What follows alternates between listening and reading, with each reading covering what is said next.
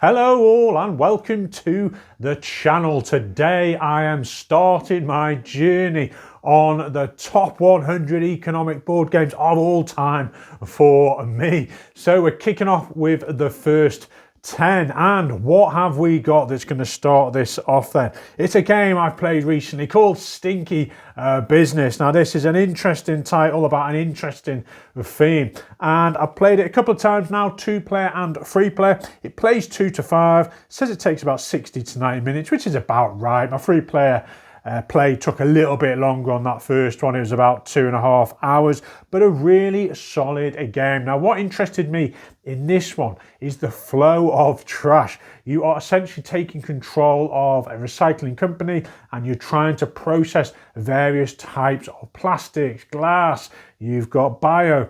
And as you try and distinguish yourself on the board here with your infrastructure, you're building these little houses down, and depending on where you build and the costs you decide to invest in, you get access to this trash. So if you invest heavily in one of the first columns, you're going to have first dibs on that pile of trash. So it kind of cycles through your hand and you get to keep a couple of cards. It then goes into this pile, and whoever has the most of your little buildings there can reshuffle through that deck and pick what you want and store as much as you want. And if you decide to invest a little bit later on, well, you're going to be getting sort of, the leftovers as such. So it's about this timing aspect of where to invest and how much you can invest early on, because that money is crucial. Now, when you do get the waste you want, you're going to place it in these purchased recycling centres, and there's also this nice aspect of, are you going to go for these bonus tokens of either ×2 or maybe the capability to host more of these trash cards? And if you do so, well, you're going to get more money when you come in to process it, or you're going to get a better multiplier. So lots of interesting things to pursue here, different avenues to go down. You've also got this incineration aspect where you can place, depending on the turn order, one of these little buildings, and you will get some sort of income from round to round, dependent if there's any cards left by the time it's cycled through. So some interesting concepts of the flow of this trash. I just like the way it all fits together. So yes, first game, solid one, this Stinky Business. Next up, we have a game that was highly regarded by myself in one of my recent SN Top 10 videos. And this is called Earth 23 Tipping Point. Now, it should be coming to backers soon. It's just gone through its whole crowdfunding, and this for me caught my attention because it is a cooperative game, which isn't unusual, but in economic gaming, it is. I don't know too many. So you're having to balance the needs of your population, it says here, against the survival of the planet. Now, it plays 1 to 4, says it takes 45 to 75 minutes. I think it's probably more like 75 to 90 minutes. You might get a quicker game in a solo play. And I have tried solo and it works really nicely as well. Same sort of vibe as a sort of 2-3 player game. I haven't tried 4, I've tried 2 and 3 and solo. The solo was tougher challenge because you haven't got as many contributing nations to help and fight and combat these various events that are happening. But in essence, the game is about combating these disasters, and you're trying to place influence tokens out there. You're trying to use project cards. You've got the strength of your nation, and depending on your legion, your asymmetrical benefits there, that will impact you. Your nations are excellent. You can enhance and engine build those, so each of these different areas have stronger abilities, and as you go up then you're going to get these synergy bonuses. So lots to like the nations, and a real strength for me in this game. And also developing those is potentially slowing your progress of competing against these events, because they're going to build from round to round, and if you haven't got the influence out, they're going to be adding these tokens of pollution, I think they were known as, onto this seesaw. And I've not quite come across a component like it. It's a seesaw, and as you place prevention tokens on there, the green ones against the pollution, it's gonna wobble, and if it ever sort of touches down, then you've lost the game.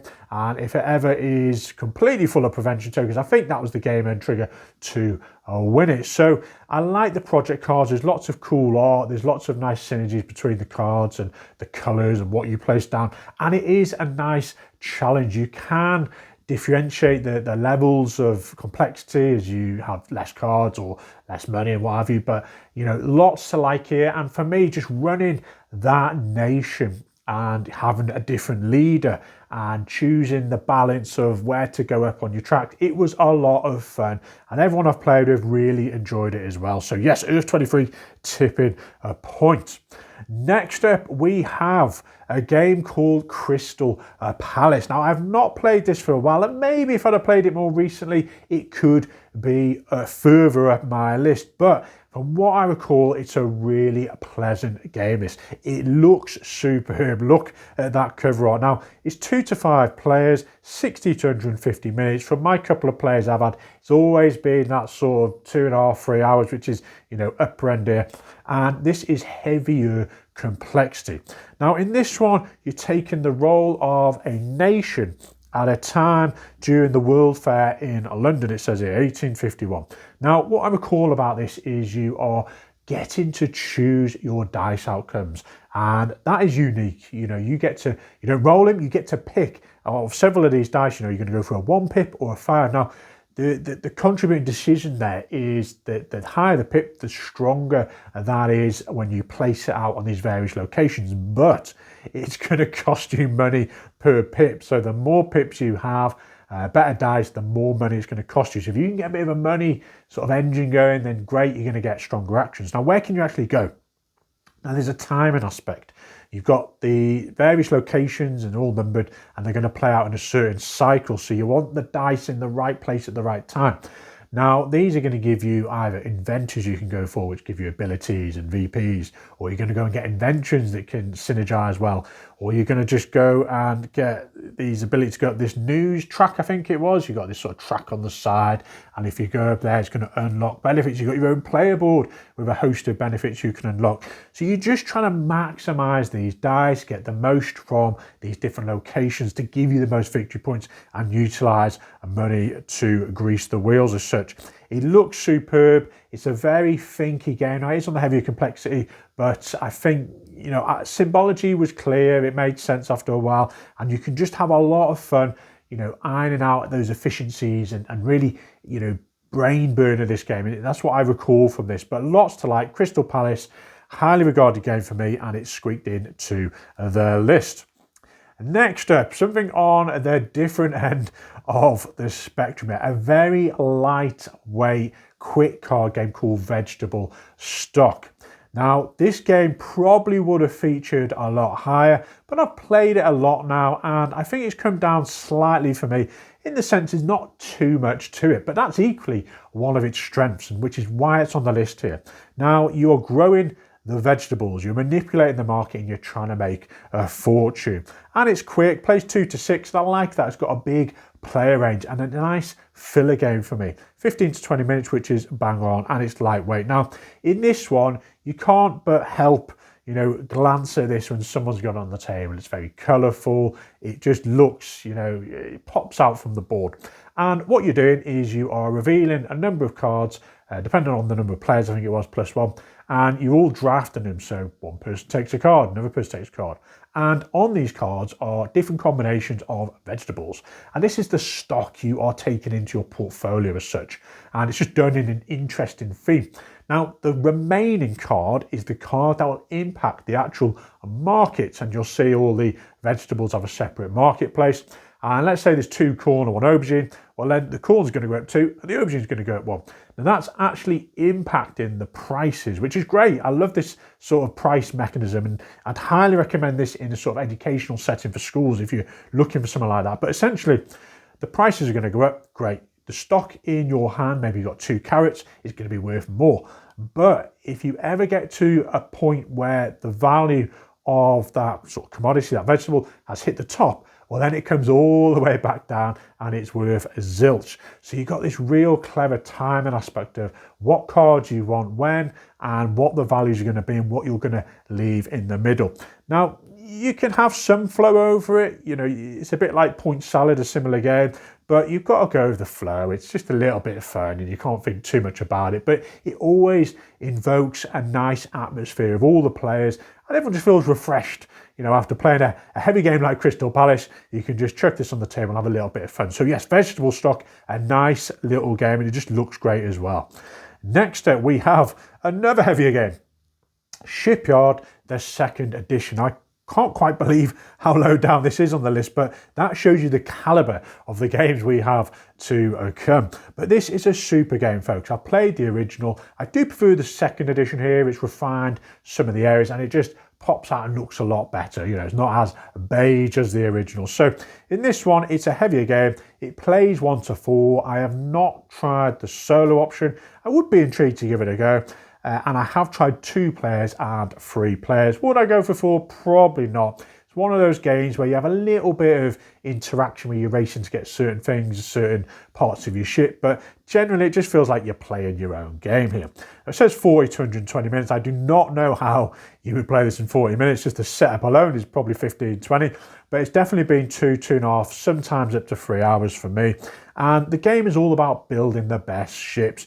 You're then going to be sending them out on these canals to just squeak out the most points. Now, it's a great journey playing this game, but it feels very similar from game to game, which is why it's lower on the list for me.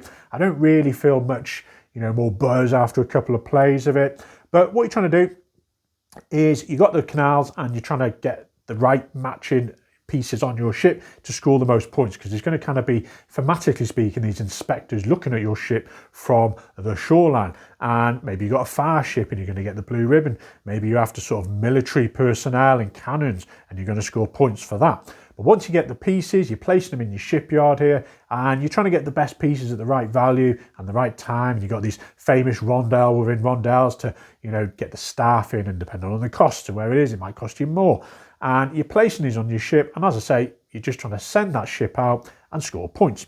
Now, you've got an interesting action selection in this, which worked well in the original, but this time you're sort of putting your token out there, you get a coin or so if there's any players to the right of you, you move that, it also spins this little cog which determines the round structure, which is nice, and then you can choose certain actions and you can't go on other actions where other players are. So there's a nice little sort of game in itself with just the action selection here, which is nice. But overall, it's a really nice package. There's a bit more building of things in this. You got the actual location when you store all the tiles, you've got to build that, just squeaks into the box. But overall, a really nice, more Euro economic game this, lots to like, and there we are, Shipyard. Next up then, a game that's a little bit quirky, but I've had a lot of fun with this over the years, and it's called Raccoon Tycoon. Now, you've got this very quirky art style with little cats and bears and what have you, but the game in essence is streamlined, and that's what I like about it. You've got this marketplace, you're going up, you sell something, the prices just come down. You can buy these little towns to just try and synergize and get points for them.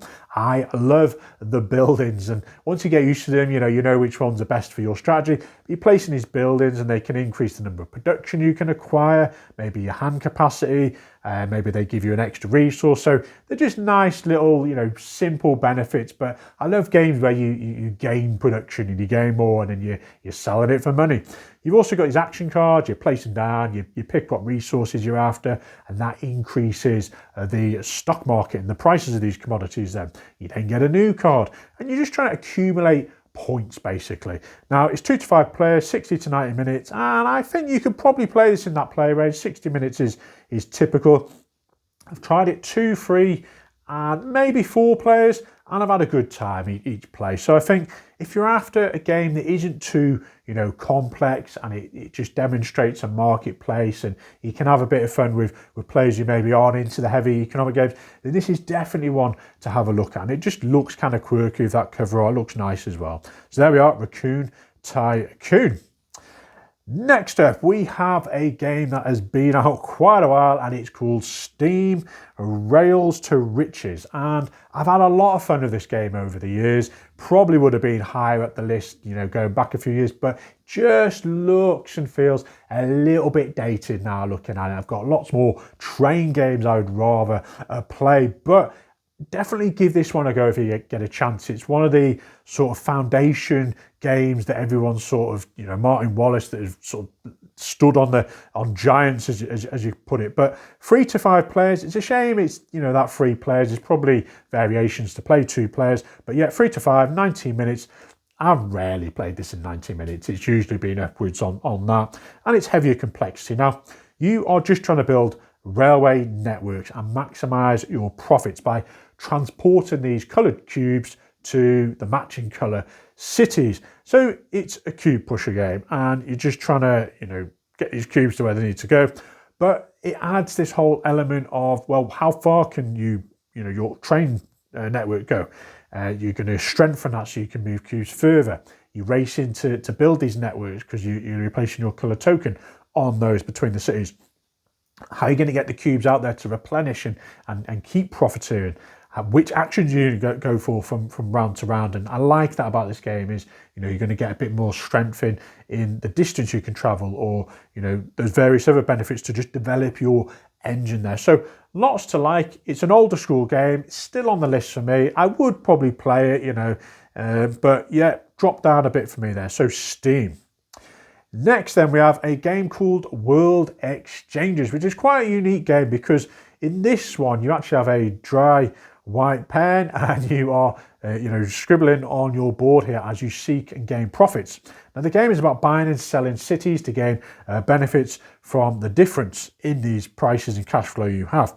And it's 2 to 4 players, 20 to 40 minutes, so it's quicker and it's sort of light, low weight complexity. Now you are buying and selling cities. You start with an initial cash flow, and as you buy a city, you spend money, so your cash flow goes down. So you draw a line on your chart here, and you're trying to go through bonuses to set collect certain icons, and you then maybe selling cities to get more money. And your decision process is depending on where you're trying to hit your cash flow chart and what you're trying to get through, because at the end of the game, depending on how many icons you've got and then what cities you have in play, you will get, points for that accumulation. You might have collected these little diamonds and you set collecting those for points. Depending on your cash flow at the end of how much profit you've made during the game will get you money. And the cities themselves will get you money. So there's lots to like here for me. The whole package is small, it's portable, there's lots of nice colours, and it's a quirky theme. It's something to do with oligarchs, and every 50 years they're trading these cities across the world, and there's 4 notorious factions, and you've also got this sort of propaganda chart on the side. You're trying to go up and score points there. You've got some end game and mid game objectives you're trying to achieve. Maybe you've got to get to the top of the cash flow chart, or have so many cities in your hand, or so many colours. So lots of different puzzly things you're trying to achieve here, and it all just comes together well. Now, one thing I really found unique was when you buy a city, at the bottom you've got these kind of time periods or months that you can profit more if you sell it in that month. So you're kind of holding these cards, and these are cash, and if you can sell it in that particular month, depending on if it hits certain objectives and things you're trying to achieve, you'll get more cash for it, so you're profiting. So lots to like. It's probably a harder game to find this, but yes, give it a go. Next up we have a game which is about distilling spirits. It's called Distilled, and again, I'm surprised this didn't make it higher. It's a game I really enjoy. It's on the list, obviously, but there's a few things about it that aren't quite as exciting as most of the other games I'll be featuring. But in this one, you're purchasing goods, you're upgrading your distillery, and you're crafting the world's finest as spirits. Now, it's 1 to 5 players. I have played the solo. I've played 2 and 3 players as well, and it works really well at those. I'll touch on solo if I remember in a minute. And it says 30 to 150 minutes, which is about right. It is per player, I would say, the length of play this is based on. And it's touch and medium, complexity, upper medium complexity, shall we say. Now, in this one, you are essentially trying to develop these recipes to get kind of fortunate with your ingredient mix to then provide and mix the right ingredients to make these spirits. And that's great. If you've invested in the right spirit, you will then get paid out VPs and money, and you might get bonuses from the top of your board, and it all just escalates there, really. But the whole key is about the ingredients and competing with your opponents to get maybe the right bottles or the right barrels, and these are going to provide more money depending on what comes out in your hand. But essentially those ingredients, you've got things like the water, you've got the hops, and you're gonna mix those in your wash bash, I think it was known as. And the key here is that wash bash is going to have the top card and the bottom card removed.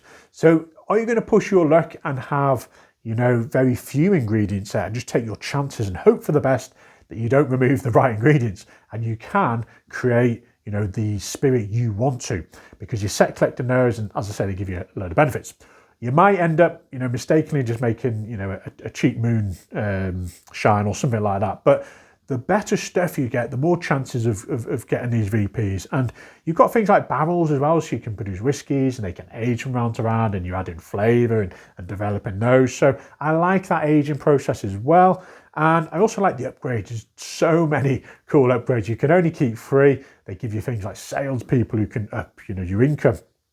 You can get things where you only remove the top card rather than the bottom card as well when you do that wash bash. So, I like the flow of it. Sometimes it's a little bit infuriating, and I've seen, not so much of me, I've planned, but other players are like, right, I've got these ingredients and it just hasn't quite worked out, and I've missed a whole round, and there's only so many rounds, and then you fall behind, and it is hard catching up because you can only make, so many spirits in the game. And if you miss a round or two, you're going to struggle in this. But it's a fantastic production. It all comes together well. There's loads of components and loads of little expansions with different things you can add on as well. So lots to like distilled.